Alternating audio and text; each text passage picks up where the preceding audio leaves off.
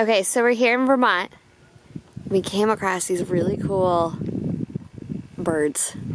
It's a type of duck. I don't remember the name of it, but I've never seen these in Vermont before. They're really cool. They got like brown little mohawks on the back of their head. Just aren't they nifty? They're so great.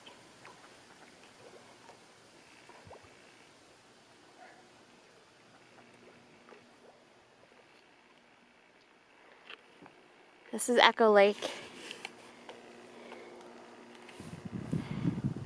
The most peaceful lake I've ever seen.